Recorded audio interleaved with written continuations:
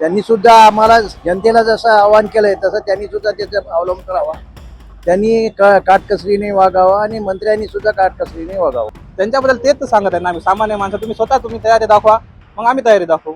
त्यांच्यावरचा खर्च अगोदर त्यांनी कमी करावा आणि मग जनतेला सांगा. खरं तर गाड्याचा ताफा भरपूर राहते, त्यांनी पहिले कंट्रोल त्यांनीच करायला पाहिजे, नंतर आपल्याला आवाहन करायला पाहिजे. सरकारी यंत्रणेनं पहिली बचत करावं. आम्ही तर बचतच करायलो. कोणत्या म्हणजे सरकारवर भरोसाच नाही. सरकार कोणती गोष्ट करेल, कोणती बचत करेल, कोणत्याच गोष्टीवर आपल्याला भरोसा राहिला नाही. आपण नांदेड येथील पेट्रोल पंपावर आहात. देशाचे प्रधानमंत्री नरेंद्र मोदी यांनी आवाहन केल्यानंतर आपण हे पाहू शकता की हे पेट्रोल आणि डिझेलचे जे काही रांगा आहेत त्या लागलेल्या पाहायला मिळतात. नागरिकांचं काय मत आहे आपण जाणून घेण्याचा प्रयत्न करणार. तर देशाचे प्रधानमंत्री नरेंद्र मोदी यांनी आवाहन केलं की पेट्रोल डिझेल जे आहे ते कमी वापरा असं आवाहन केलं. तुम्हाला काय वाटतंय? त्यांच्या आव्हानांना नक्कीच प्रतिसाद आहे आणि आम्ही चांगल्या प्रकारे वाचवत आहे, पण त्यांनी पण त्या गोष्टीचा प्रतिसाद द्यायला पाहिजे. आता आपल्या गाड्या बघा, आपल्या गाडी समजा पेट्रोल गाडी याला 40 ॲव्हरेज आहे, 100 रुपयामध्ये 40 किलोमीटर जाते. त्यांच्या गाड्या फॉर्च्युनर इंडो त्या गाडीला ॲव्हरेज किती असते? त्यांनी पण साध्या गाड्या वापरावं, जास्त गाडीला ॲव्हरेज असते 20-22. अशी माझी प्रतिक्रिया आहे. खाद्यतेलावर सुद्धा नियंत्रण आणा असं सांगितलंय. तेल खाताना सुद्धा कमी खा असं सांगितलेलं आहे. तुम्ही कसं पाहता या गोष्टीकडे? आता खाद्य तेल हा सर वैयक्तिक प्रश्न आहे त्याचा. त्याला आता आपण फॅट वगैरे काय वगैरे कमीच खातो. आता त्याला वैयक्तिक खाद्य प्रश्न आहे. आता त्याला कोणी काय करू शकत नाही. तेलकट वगैरे आपण स्वतः पण कमी केलं पाहिजे कारण आपल्या तब्येतीसाठी. मात्र नेते मंडळी जे आता गाड्याचा ताफा वापरतात, पेट्रोल वापरतात, बाहेर युरोप दौरे करतात, प्रधानमंत्री सुद्धा युरोप दौऱ्यावर जाणार आहेत. आता त्यांच्याबद्दल तेच तर सांगत आहे ना आम्ही सामान्य माणसं. तुम्ही तयारी दाखवा, मग आम्ही तयारी दाखवू. आम्ही तयारी म्हणजे काय, आम्ही उन्हात जाणार त्या छोट्या गाडीवर फिरतच आहे सर. त्यांच्या गाडीला तुम्ही सांगा ॲव्हरेज किती असते ते. नक्कीच इतरही मंडळी बरेचसे आहेत. देशाचे प्रधानमंत्री जे आहेत त्यांनी सांगितलेलं आहे की तेल साठा आहे आणि जो आपला डॉलर आहे तो जर हे करायचा असेल, विदेश डॉलर जो आहे त्याला वाचवायचा जर असेल तर आपल्याला त्या संदर्भात डिझेल आणि पेट्रोलची जी बचत आहे ती करावी लागेल. बरोबर सांगतायत ते. आज दुसऱ्या देशांमध्ये डिझेलचे आणि पेट्रोलचे काय भाव आहेत, आपल्या देशात काय भाव आहेत, त्याचा विचार करून आपण बचत केली पाहिजे. वर्क फ्रॉम होम करा म्हणतात, ते शक्य आहे सगळ्यांनाच असं वाटतं? सर्वांना शक्य जरी नसलं, ज्यांना शक्य आहे त्यांचं करायला काय हरकत नाही ना. खाद्यतेलावरची संदर्भात बचत करा म्हणतात. खाद्यतेल बचत करणं शक्य आहे असं वाटतं का आपल्याला? नाही, खाद्यतेलावर बचत नाही होऊ शकत नाही. आपण एक मान्य करू की जे आव्हान केले ते लोकांसाठी आवश्यक आहे. मात्र खासदार, आमदार, मंत्री यांच्या पगार आहेत त्याच्यामध्ये कुठेतरी कपात होणं अपेक्षित आहे असं वाटतं की नाही? त्यांचे 100% टॅक्सेस आहेत हे 100% आणि आमदार मंत्र्यांचे जे दौरे आहेत, विदेश दौरे, ते पण कमी झालेच पाहिजे कमी. त्यांच्यावरचा खर्च अगोदर त्यांनी कमी करावा आणि मग जनतेला सांगा. त्यांनी कमी करणं गरजेचं. आणि मग जनतेला आवाहन करावं. काही जणांना वाटतं की अगोदर त्यांनी प्रत्यक्षात ती गोष्ट उतरायला पाहिजे आणि नंतर त्यांनी आवाहन करायला पाहिजे. हे इतर मंडळी आपल्यासोबत आहेत. काय सांगणार काका? प्रधानमंत्री नरेंद्र मोदी यांनी जे आवाहन केलंय की खाद्यतेल कमी खा, सोन्याची खरेदी कमी करा, तुम्हाला काय वाटतंय? योग्यच आहे त्यांनी म्हणलेलं. खर्च कमी केलेलं चांगलीच गोष्ट आहे. तेल हे जे डिझेल पेट्रोल जे आहे त्याच्यातही बचत करा असं सांगितलेलं आहे. एखाद्याचा जर फील्डवरचा व्यवसाय असेल त्याला शक्य आहे ती गोष्ट? नाही, जे आवश्यक आहे तेवढं तर खरेदी करावंच लागेल ना. तेवढं तर खरेदी करावंच लागेल. तुम्हाला असं वाटत नाही का की सामान्य लोकांनी बचत करण्यापेक्षा जे मंत्री, संत्री, आमदार आहेत त्यांच्या पगारी आता त्यांनी घेऊच नये आणि त्याच्यातून बचत होईल असं वाटत नाही का करोडो रुपयाची? एकदम बरोबर बोलला तुम्ही, एकदम बरोबर बोलला. मला पटलं तुमचं म्हणणं. आता पटलं. खरं तर गाड्याचा ताफा भरपूर राहते, त्यांनी पहिले कंट्रोल त्यांनीच करायला पाहिजे, नंतर आपल्याला आवाहन करायला पाहिजे. त्यांनी कंट्रोल करणार. खाद्यतेलामध्ये बचत करायला पाहिजे. आता तुम्ही जे फोडणीला तेल वापरता, नाही ते तर आवश्यक आहे ना, जीवनावश्यक वस्तू आहे. थोडं तर वापरावं लागतं. ते नित्याची बाब आहे, ते तर आवश्यकच आहे. त्याशिवाय तोडायला सवय नाही. बरं, लग्न कार्य आता आहेत, लग्नाचं सीझन चालू आहे. तुम्हाला वाटतं की सोनं खरेदी नाही करायला पाहिजे, ते लग्न होईल असं वाटतं तुम्हाला? नाही, सोनं तर आपल्या प्रमाणात थोडं तर द्यावंच लागत आणि ते प्रत्येक कुटुंब देतेच द्यावंच लागतं. नित्याची बाब आहे ते.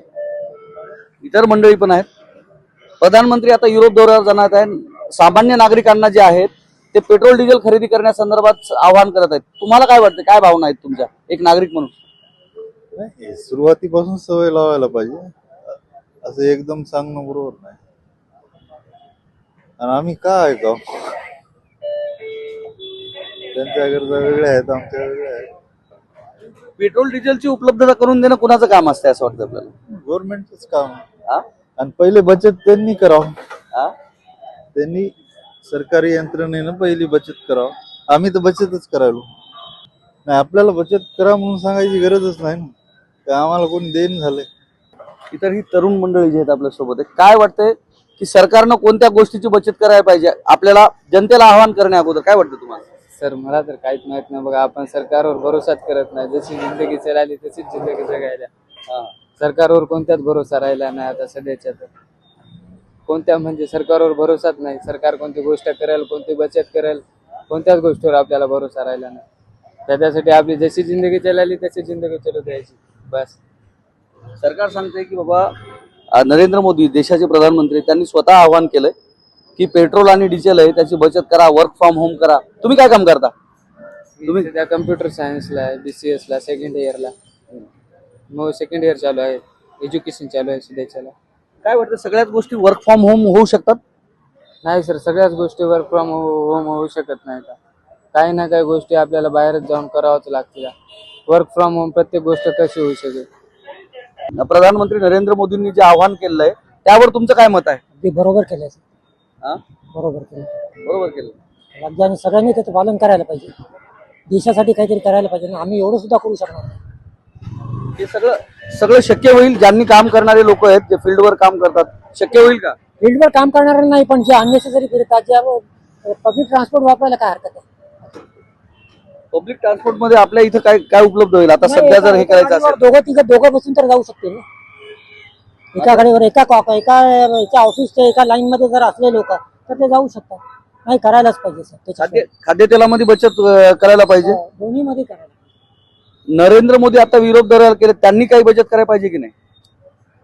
हो, ते बचत करून कोणासाठी ठेवणार? ते देशासाठीच करायला लागलेत ना. त्यांचं स्वतःचं काही नाहीच आहे ना. ते काय करायला लागले ते सगळं देशासाठी करायला लागले. पेट्रोल डिझेलची उपलब्धता करून देणं कुणाचं काम आहे? सरकारचंच काम. तिथून जर येत नसेल, जर तिकडूनच इराण मधून किंवा गल्फ कंट्री मधूनच पेट्रोल येत नसेल तर कोण काय करणार? कोणी जरी पंतप्रधान उपलब्धता करून देणं कुणाचं काम? त्यांचं जरी असेल पण तिकडनंच उपलब्ध होत नसेल तर हे तरी काय करणार? आपण विचार करायला. अपयश कुणाचं आहे? नाही, हे अपयश कोणाचंच नाही. ते सगळं गल्फ वॉरचं आहे. ते अमेरिका आणि जे ट्रम्पचं आहे सगळं. देश के प्रधानमंत्री जो नरेंद्र मोदी है, इन्होंने आह्वान किया है कि पेट्रोल डीजल की बचत करो, सोना खरीदी मत करो. आप क्या कहना चाहेंगे उस पर?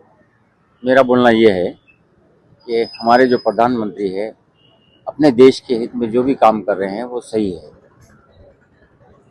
बचत करना इतना पॉसिबल है कि आप वर्क फ्रॉम होम कर सकते हैं.